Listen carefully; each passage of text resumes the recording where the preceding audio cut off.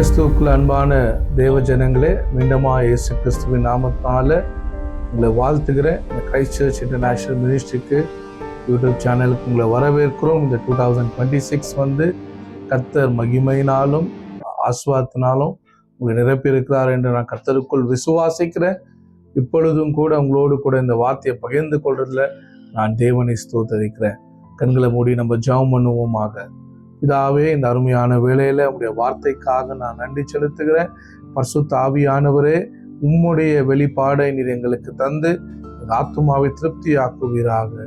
கர்த்தர் இதை கேட்டுக்கொண்டிருக்கிற ஒவ்வொரு இருதயத்திலும் உங்களுடைய வார்த்தை ஆண்டவரே கிரியை செய்யும்படியாக ஜெபிக்கிறேன். உங்க வாழ்க்கையை ஆஸ்வதிப்பதாக இயேசுவின் நாமத்தில் பிதாவே, ஆமென். இன்றைக்கு கூட பிலிப்பியர் புஸ்தகம் 2ஆம் அதிகாரம் 5ஆம் வசனத்திலிருந்து உங்களுக்காக நான் வாசிக்கிறேன். கிறிஸ்து இயேசுக்குள் இருந்த சிந்தையே உங்களில் இருக்க கடவது. அவர் தேவனுடைய ரூபமாயிருந்தும் தேவனுக்கு சமமாயிருப்பதை கொள்ளையாடின பொருளாக எண்ணாமல் தம்மை தாமே வெறுமையாக்கி அடிமையின் ரூபம் எடுத்து மனுஷ சாயலானார். அவர் மனுஷர் ரூபமாய் காணப்பட்டு மரண பரியந்தும், அதாவது சிலுவையின் மரண பரியந்தும் கீழ்ப்படிந்தவராக தம்மை தாமே தாழ்த்தினார். அதனால் தேவன் எல்லாவற்றுக்கும் மேலாக அவரை உயர்த்தி இயேசுவின் நாமத்தினாலே வானோர் பூதளத்தோர் பூமியின் கீழானுடைய முழங்கால் யாவும் முடங்கும்படிக்கு பிதாவாகிய தேவனுக்கு மகிமையாக இயேசு கிறிஸ்து கர்த்தர் என்று நாவுகள் யாவும் அறிக்கை பண்ணும்படிக்கும் எல்லா நாமத்துக்கும் மேலான நாமத்தை அவருக்கு தந்தருளினார். இங்க பிலிப்பியர் புஸ்தகத்துல சொல்றாரு, இயேசு கிறிஸ்துக்குள்ள இருந்த சிந்தையே உங்களுக்கு உண்டாயிருக்க கடவுது என்று சொல்லி. அப்போ ஆண்டவராக இயேசு கிறிஸ்துக்குள்ள என்ன சிந்தை உண்டாயிருந்தது?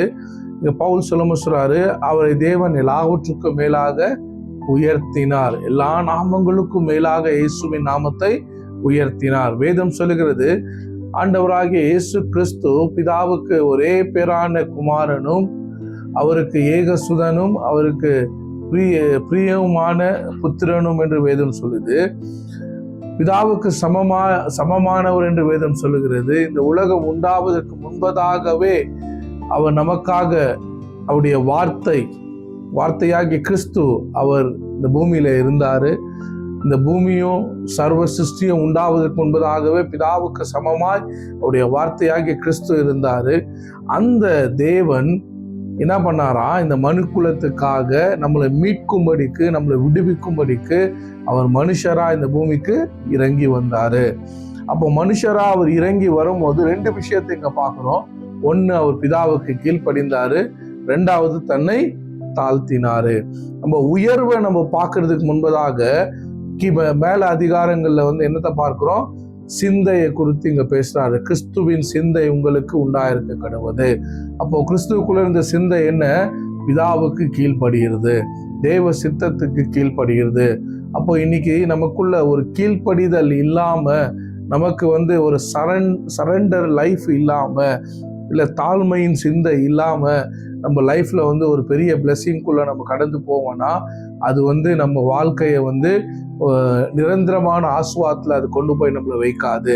ஒருவேளை நீங்க உயர்வு உங்க வாழ்க்கையில சடதியா வரலாம், பிளெஸிங்ஸ் சடதியா வரலாம். ஃபிராக்சர் ஆஃப் செகண்ட்ல நீங்க ப்ரமோஷன் ஆகலாம். ஃபிராக்சர் ஆஃப் செகண்ட்ல நீங்க எதிர்பார்க்காத நன்மைகளை உங்க லைஃப்ல நீங்க பெற்றுக்கொள்ளலாம். ஆனா நீங்க பெற்றுக்கொண்ட ஆசீர்வாதத்துல நீங்க நிலைத்திருக்க வேண்டும் என்றால் உங்களுடைய குணங்கள் தான் உங்களை அங்க வைக்கிறதா இருக்கிறது. ஏன்னா without character the promotion will pull you down. இன்னைக்கு நீங்க கேரக்டர் இல்லாம ஒரு ப்ரொமோஷன்ல நீங்க போவீங்கன்னா அந்த ப்ரொமோஷன் உங்களை என்ன பண்ணாது? நித்தியமான ஒரு ஸ்தலத்துல உங்களை அது வைக்காது. அப்போ முதலாவது நமக்கு உயர்வு எந்த அளவுக்கு நம்ம எதிர்பார்க்கிறோமோ, எந்த அளவுக்கு பிளெஸிங் எதிர்பார்க்கிறோமோ அந்த அளவுக்கு நம்ம தேவனுக்கு கீழ்ப்படுகிறது ரொம்ப முக்கியமா இருக்கிறது. அவருடைய சித்தத்துல நம்ம வாழ்கிறது ரொம்ப முக்கியமா இருக்கிறது. ஏன்னா இங்க பைபிள் சொல்லுது, கிறிஸ்து இயேசுக்குள்ள இருந்த சிந்தையே உங்களுக்கு உண்டாயிருக்க கடவுது. அவர் என்ன பண்ணாரா?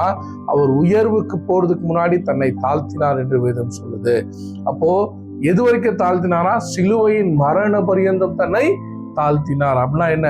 அவர் பாடுபடவும், அவர் அடிக்கப்படவும், அவர் நொறுக்கப்படவும் பிதாவாகிய தேவன் அவரை ஒப்பு கொடுத்தாரு.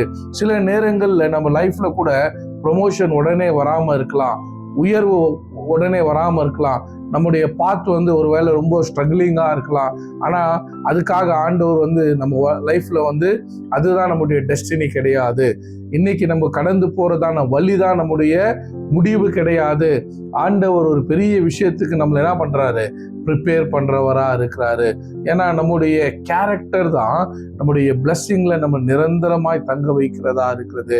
அதனால தான் இன்னொரு வசனம் சொல்லுகிறது, அவர் தாழ்மையுள்ளவனுக்கு கிருபை அளிக்கிறார் என்று. உங்களுக்காக அந்த வசனத்தை நான் எடுத்து வாசிக்க விரும்புகிறேன். யாக்கோபின் புஸ்தகம் 4ஆம் அதிகாரம் 6ஆம் வசனம் சொல்லுகிறது, அவர் அதிகமான கிருபையை அளிக்கிறாரே, ஆதலால் தேவன் பெருமையுள்ளவர்களுக்கு எதிர்த்து நிற்கிறார், தாழ்மையுள்ளவனுக்கோ கிருபை அளிக்கிறார் என்று சொல்லி இருக்கிறது. அப்போ பைபிள் சொல்லுது, அவர் அதிகமான கிருபையை யாருக்கு அவர் கொடுக்கிறாரு, யாருக்கு அதிகமான தயவை கிருபை அவர் பெருக பண்றாரு, தாழ்மையுள்ளவனுக்கு அவர் கிருபையை பெருக பண்றாரு. தாழ்மைன்றது வந்து நம்முடைய ஒரு குணமா இருக்கிறது, நம்முடைய கேரக்டரா இருக்கிறது, ஹம்பிள்னஸ். இன்னைக்கு ஹம்பிள்னஸ் இல்லாம தான் நிறைய பேருடைய வாழ்க்கையில அவங்க விழுச்சியை அவங்க பார்க்குறவங்களா இருக்கிறாங்க. வேதத்துல வந்து 3 விதமான அந்த சேனை தலைவர்களை பார்க்குறோம் பரலோகத்துல. அதுல வந்து மிகாவேல், கேப்ரியேல், லூசிஃபரை குறித்து பார்க்குறோம். அப்போ இங்க லூசிஃபரை குறித்து இங்க எசேக்கியேல் புஸ்தகத்துல சொல்லப்பட்டிருக்கு, லூசிஃபருக்கு ஆண்டவர் வந்து ஒரு வர்ஷிப் லீடரா ஆண்டவர் வச்சிருந்தாரு. அவனுக்கு நிறைய டேலண்ட்டுங்க இருந்தது. ஆனா அவனுக்குள்ள ஒரு எண்ணம் வந்துச்சு, நான் தேவனுடைய சிம்மாசனத்துக்கு ஏறுவேன், நான் தேவனுக்கு சமமாவேன், தேவனுக்கு சமமா உட்காருவேன்ற அந்த எண்ணம் வந்த உடனேயே, அந்த சிந்தை வந்த உடனேயே அவன் கீழே தள்ளப்பட்டான். அதனாலதான் பவுல் வந்து பிலிப்பில் எழுதும் பொழுது, உங்களுக்கோ கிறிஸ்துவின் சிந்தை உண்டாயிருக்க கிடவுது. ஏன்னா இன்னைக்கு இந்த பூமியில உள்ளவங்க எப்பவுமே தன்னை குறித்து தான் அதிகமா மேன்மை பாராட்டுகிறாங்க. அவங்களுக்கு என்ன தாளந்து இருக்கு, அவங்க தன்னுடைய சுய பலன் என்ன செய்ய முடியும், அவங்களுடைய பணம் எவ்வளோ இருக்கு, அவங்களுக்கான பலன் என்ன இருக்கு, பேக்ரவுண்ட் என்ன இருக்கு, இதை குறித்து மேன்மை பாராட்டுகிறாங்க. ஆனா கிறிஸ்துவலாக இருக்கிற நம்ம வந்து நமக்கு அளிக்கப்பட்ட கிருபை, கிறிஸ்துவை குறித்து நாம் மேன்மை பாராட்டுகளா இருக்கணும். ஏன்னா ஆண்டவர் வந்து தாழ்மையுள்ளவனுக்கு அதிகமான கிருபையை பெருக பண்ணுகிறவரா இருக்கிறாரு.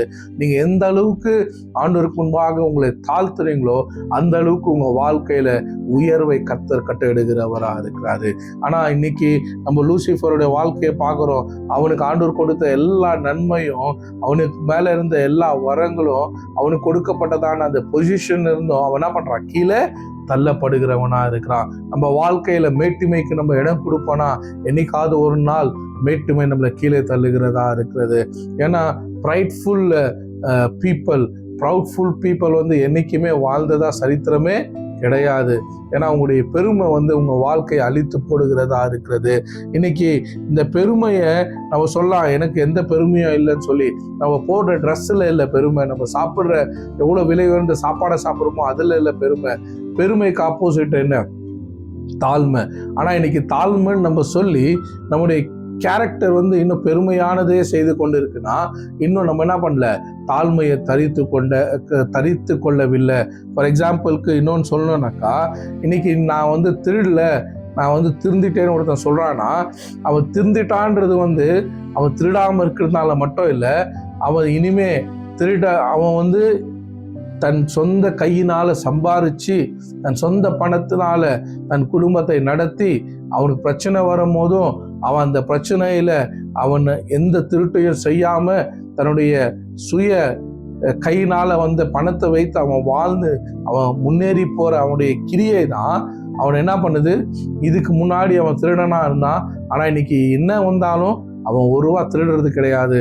அவனுடைய சொந்த கை வேலையினால அவன் தன் வாழ்க்கைய கட்டுகிறான், பிழைத்து கொள்றான்னு சொல்லுவாங்க. அப்ப இன்னைக்கு பெருமை இல்லை நீங்க சொல்றதுனால உங்க வாழ்க்கையில பெருமை இல்லைன்ற அர்த்தம் இல்லை. பெருமைக்கு ஆப்போசிட் வந்து என்ன, தாழ்மை. அப்போ எப்பெல்லாம் உங்களுடைய ப்ரைடு, உங்களுடைய நான் என்ற சுய எழும்புதோ அதுக்கு ஆப்போசிட்டா நீங்க என்ன பண்ணணும், யூ ஹாவ் டு ஒர்க். நீங்க அதுக்கு ஆப்போசிட்டா நீங்க நடந்து கொள்ளணும்.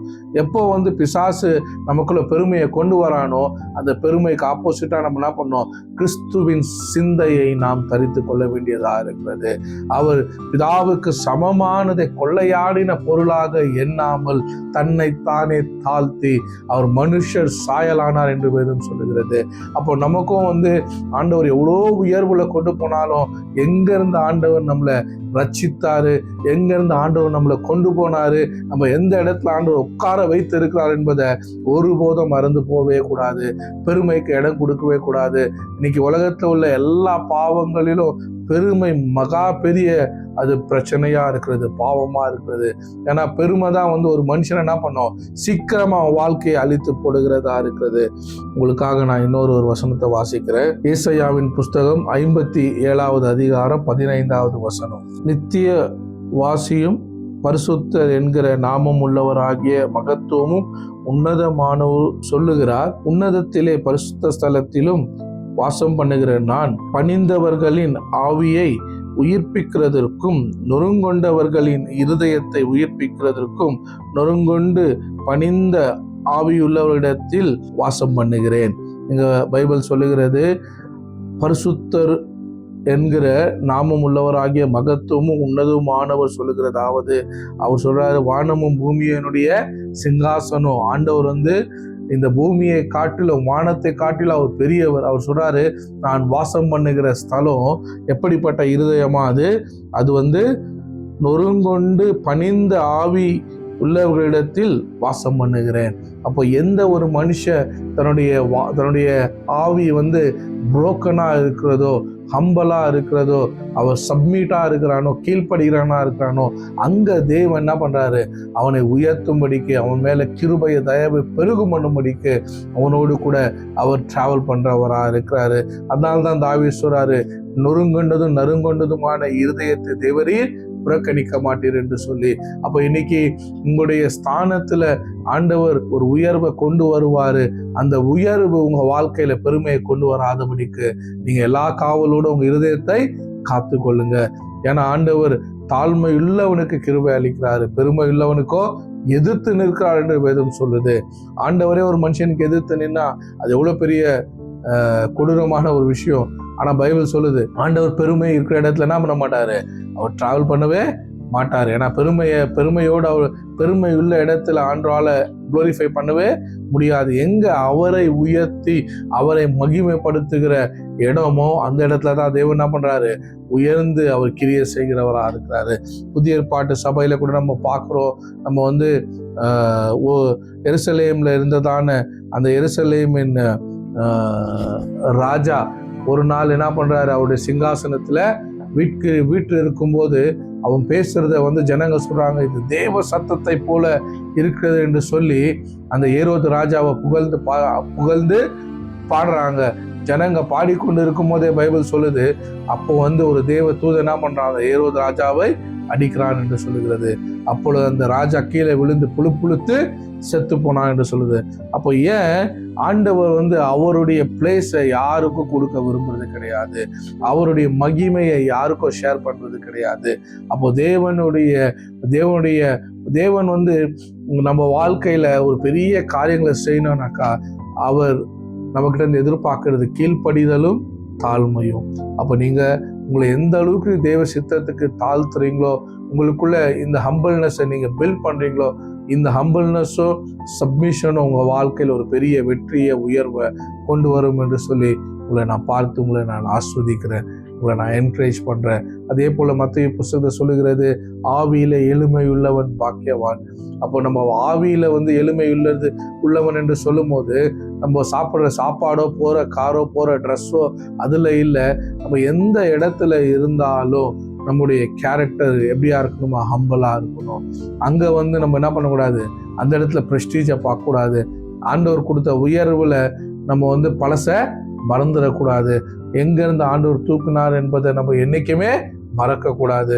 ஏன்னா வேதம் சொல்லுறது, அவர் குப்பையில் இருக்கிறவனை தேவன் கோபுரத்துல உட்கார வைக்கிறவரா இருக்கிறார், சிறியவனை அவர் பெரிய ஜாதி ஆக்குகிறார். இன்னைக்கு கர்த்தர் உங்க வாழ்க்கையில ஒருவேளை நீங்க உயர்வின் ப்ராசஸ்ல இருக்கலாம், நீங்கள் உயர்வில் இருக்கலாம், உயர்வின் ப்ராசஸில் இருக்கலாம்.